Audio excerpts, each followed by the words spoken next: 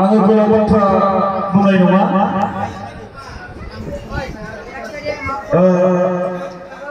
दिनैनि बे जेनाखि गोथार फोरोंगिरि सान बे गोथार फोरोंगिरि सानाव बे हाबाफारियाव बाहागो लानो हानाय जोंनिनो इउएन एकाडेमिनि मानगोनां गाहाय फोरोंगिरि सार प्रिन्सिपाल आरो बेजों लोगोसे इउएन एकाडेमिनिनो मानगोनां भाइस प्रिन्सिपाल सार आरो साफ्रोमबो सार्भिस गेजेरजों आरो बेजों लोगोसे दिनैनि जानाखि फोरोंगिरि सानाव बाहागो लाफैनो हानाय फरायसा फरायसुलिफोरनि गार्जेन बिमा बिफा नोंथांमोन आरो बेजों लोगोसे जोंनि इउएन एकाडेमिनिनो अनजाथाव फरायसा फरायसुलि बिथांमोन बयनिसिमबो आङो बे समाव फुंबिलिनि गोजोन हामलायथिखौ जासिहरनाय जाबाय।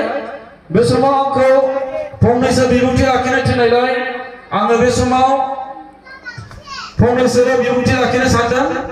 नोंथांमोनाथ' मिथिगौ फोरोंगिरि सानखौ मानि थाखाय खुंनाय जायो आरो माब्लानिफ्राय खुंब्रोआ बिनि सोमोन्दै जोंनि मानगोनां प्रिन्सिपाल सारा दहाय सिगाङाव बिबुंथि लाखिलांबाय, नोंथांमोना बिनि गेजेरजों मिथिलांबाय। आङो दा बे समाव फरायनायनि सोमोन्दैल' फंनैसो बुंनो सानदों, मानोना नोंथांमोना बयबो मिथिखाबाय आङो बे फरायसालिनिफ्राय ओंखारलांनो गोनां जासिगोन मोनसे खामानिनि थाखाय। बिनिखायनो आङो उननि समफ्राव नोंथांमोन फरायसुला फरायसुलिफोरखौ आङो लोगो मोननाय नंला एबा फोरोंनो मोननाय नंलाबो जानो हासिगौ, फोरोंनो मोननाय नंला। बेखायनो आङो नोंथांमोनखौ खावलायगोन, नोंथांमोना जेब्लायबो फरायनायाव गोसो हो, फरायनायाव गोसो हो। फरायनायनि गेजेरजोंसो लाइफआव माबा मोनसे जाहैनो हायो। दा नोंथांमोना जायफोरा क्लास 10 आव दङ, नोंथांमोना मोजाङै गोसो होनानै फरायनांगोन आरो नैबे फैगौ मेट्रिक आनजादखौ मोजाङै उथ्रिनांगोन।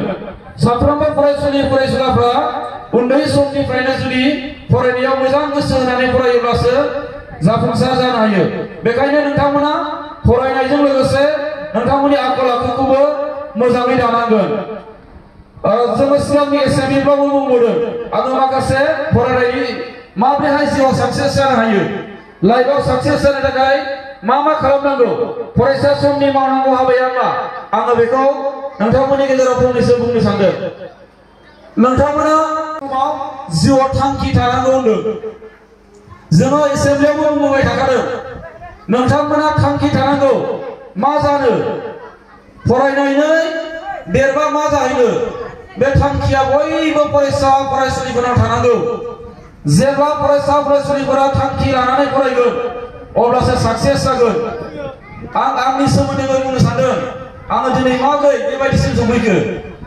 आङो फरायनाय समाव आंबो थांखि लानानै फरायोमोन, आङो माबा मोनसे जाथारगोन, जिउआवहाय आङो माबा मोनसे जाहैथारगोन।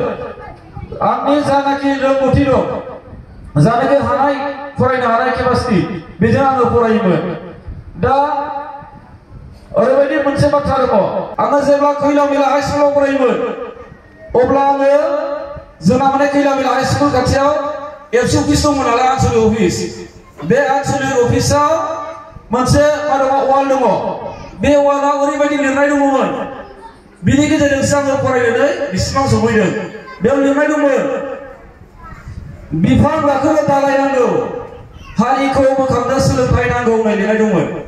आङो बेखौ जेब्लायबो नायोमोन। थारमाने आङो जेब्ला क्लास 8, 9, 10 आव फरायो अब्ला आङो बे वालाव लिरनायखौ नायोमोन।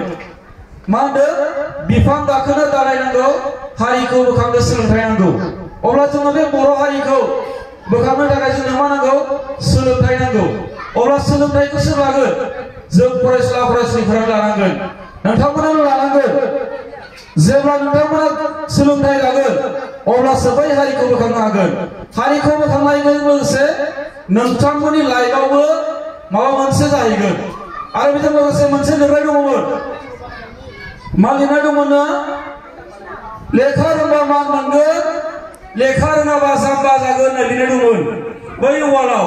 अब्ला आंबो सानबाय बै समाव, अब्ला आंबो लेखा फरायनांगोन नङाबाथ' आं मोजां जागोन ना लेखा फरायाबा बिनिफ्रायसो आङो बेबायदि सानबाय थायोमोन आरो गोसोआव बेखायनो नोंथांमोनाबो गोसोआव ला जेब्ला नोंसोरो लेखा फरायगोन अब्ला नोंसोरो सियान जागोन एबा मान मोनगोन जेब्ला नोंसोर लेखा गोरों जागोन अब्ला नोंसोरो मान मोनगोन अब्ला नोंसोरो मानसिफोरजों मान होजागोन बेखायनो गोसोआव लाबानो जाबाय मोजाङै फराय आरो आं सिगाङावबो बुंखादों मा होनदों लेखा रोंनो थाखाय मोननै बाथ्राखौ गोसोआव लानांगौ जाहैदों बे बाथ्राया जाहैबाय आं दिनै बुंबावनो नागिरदों खेबसेबाव regular practice and respect to the master सानफ्रोमबो फरायनांगोन सानसेल' बाद जानो मोना 1 घन्टा 1.5 घन्टाबाबो फरायथारनांगोन फुङाव 2 घन्टा बेलासियाव 2 घन्टा बे फरायबाबो जायो आरो जायफ्रा क्लास 10 बिसोरथ' बारा फरायखानांगोन मा होनदों रेगुलार फरायनांगोन फरायनायखौ गारनो मोना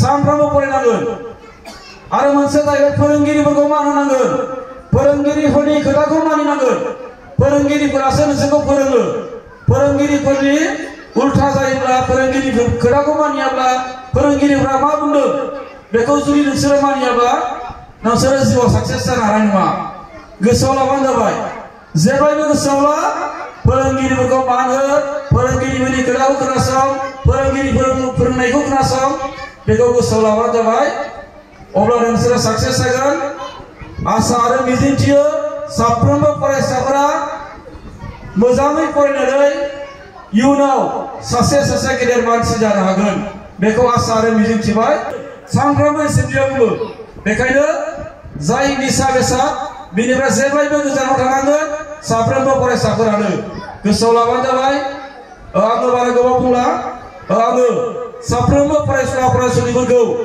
मिजिंथिबाय नोंथांमोना मोनसे ना मोनसे जिउआव गिदिरथार मोनसे थांखि लानानै फरायगोन आरो साक्सेस जानो जेब्लायबो नाजागोन जेब्लायबो गोब्राब नाजानाया थानांगोन खस्थ' खालामनांगोन फोरोंगिरिफोरनि खोथाखौ लानांगोन बिमा बिफाफोरनि खोथाखौ लानांगोन आरो जायफोरा क्लास 10 आव दङ नोंथांमोना जेरैखि जायाबाबो खस्थ' खालामथारनानै फैगौ मेट्रिक आनजादखौ मोजाङै उथ्रिसारनानै बे फरायसालिनि मुं लाखिनांगोन बिमा बिफानि मुं लाखिनांगोन बेखौ खावलायबाय आरो साफ्रोमबो बिमा बिफा नोंथांमोनाबो गावबा गावनि गथ'फोरखौ मोजाङै लेखा फोरोंनांगोन मोजाङै जोथोन लानांगोन गावनि फिसाफोरखौ मोजाङै जोथोन लानानै मोजाङै फरायहोनानै बिसिनि थांखिफोरखौ जाफुंहोनायाव साफ्रोमबो बिमा बिफाफोराबो हेफाजाब होनांगोन बेखौ आङो खावलायनाय थाबाय आङो बे समाव साफ्रोमनिसिमबो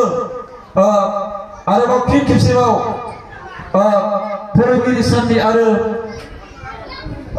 फुंबिलिनि गोजोन हामलायथिखौ जासिनानै बयनिसिमबो गोजोननायखौ जासिनानै आङो बे समाव आंनि जानाखि सुंद' बिबुंथि बेखौ बे समावनो दोनथ'नाय जाबाय गोजोन्थों थेंक इउ